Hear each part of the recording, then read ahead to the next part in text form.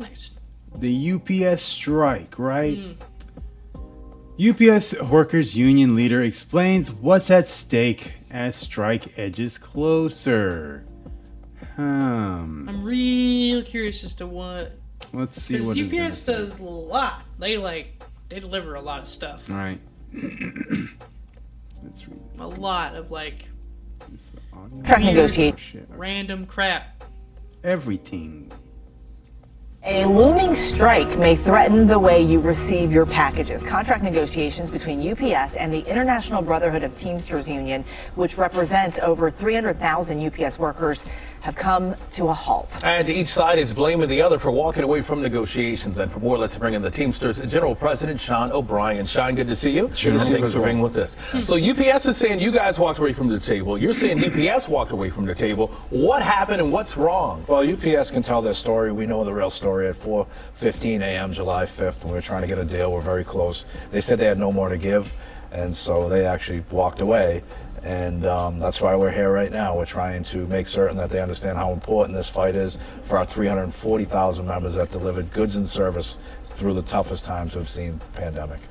What needs to happen Well, to look, prevent I mean, this? our part-timers at UPS are working for poverty wages. Some of them are single mothers, single dads, working crazy hours. And look, everybody loves the UPS drivers who work extremely hard, but those packages do not get on those trucks without those part-timers. And, you know, UPS has the opportunity right now to do the right thing because they can set the tone on how it is to reward their employees who have made them the success that they are. I mean, they made $100 billion with a B.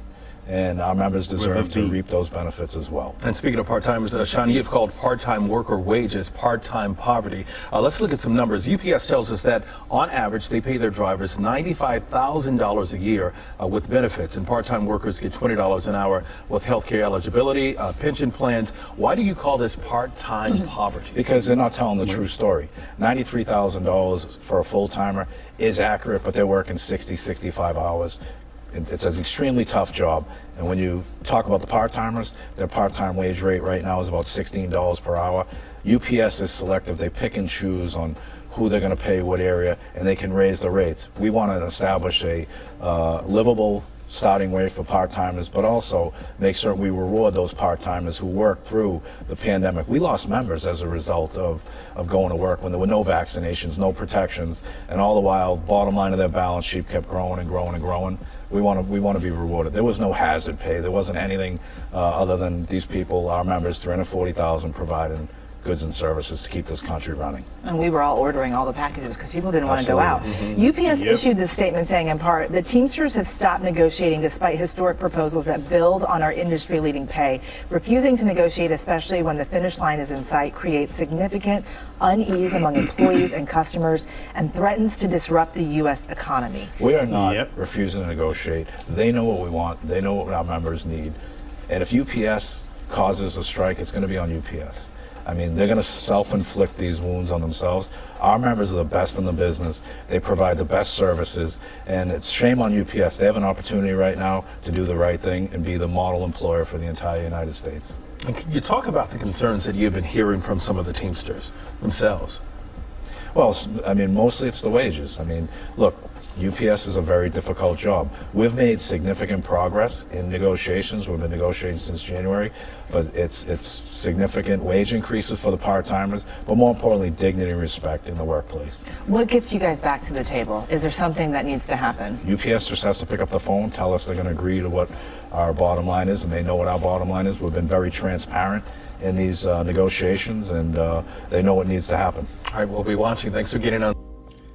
Now that's interesting little conversation right there. I kind of like to see UPS's, to come up there and talk if they're ever going to do that. Probably not. I don't know. I never take the side of the big corpa. Right? I mean, I'm going to listen to both sides, but I for some reason don't think UPS is going to do that. Yeah, it's just kind of like UPS probably won't come out because. But if I'm gonna look at what we have here, right? Yeah. Taking in all that we've been given for this video, it seems pretty legit. Trying to get people to have wages that make sense. I wonder if there are other avenues that would be helpful for both sides. I'm saying, like, one that would help the employees, but also not totally Bankrupt UPS and make working conditions even worse for the employees. Yeah, for the people that are already working. Because, I mean, you can't ask too much as far as wages go, because, I mean, it is, at the end of the day, a business, and they have to... There's a lot more expenses. Their bottom line is they want to make money. That's regardless of whatever. They're always like, I want to make money, and that's going to always be where they're going to go towards. So if they view this as we're going to lose money in this deal, they're not going to.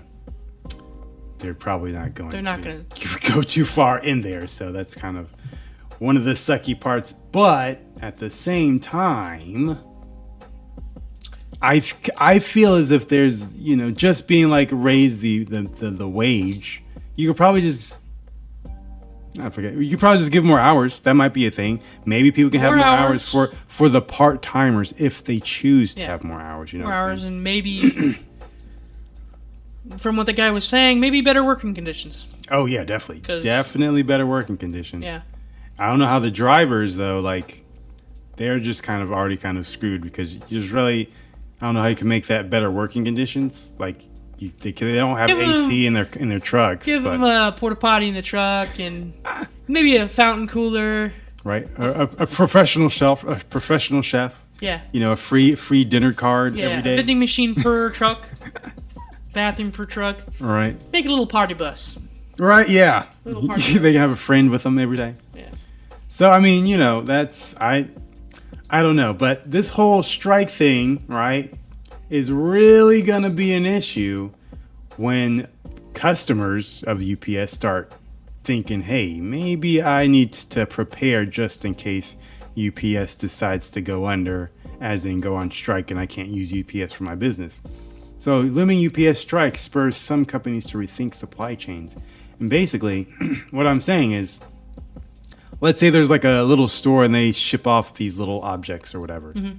Well, that store might actually decide to use FedEx, or just Amazon will take over all the business that UPS is going to be losing when the strike happens. Yeah. Or even before the strike happens. Just make it worse. Yeah. So then whenever this ends, then UPS is going to lose business all around. Yeah. So there's not going to be hours. They're going to need to get rid of people because they aren't going to have enough money to spend on all these employees that they have. Justification for the amount of money they're paying on their employees. Yep. So all this shit's going to pretty much go down the drain. Mm-hmm. So either UPS is going to need to step up or lose out on some shit. Yep. That's going to just make it worse for the rest of the workers. Yep. This whole thing is only going to make it worse for the workers. It's going to make it worse for the union workers, and it's also going to make it worse for the non-union workers who aren't all part of the union. Mm-hmm. So, that's all I can really say on that anymore. But let's go ahead and talk about this stuff right here. Sound of Freedom. All right, let's do it. This is a clip from our podcast called The Oreyo Show, which you can watch live on YouTube, Rumble, and Odyssey. If you would like to watch these clips somewhere other than YouTube, you can also check us out on Odyssey, Rumble, or Player, where you will get more clips that we cannot post on YouTube. If you like what we are doing here, you can support the channel by joining our locals or Subscribestar. Also, you can join our Discord server and keep in contact with us, as well as send us clips or videos that you would like us to talk about on an upcoming show. And don't forget to check the links down in the description to see what else we have going on. Thank you very much for watching. Peace.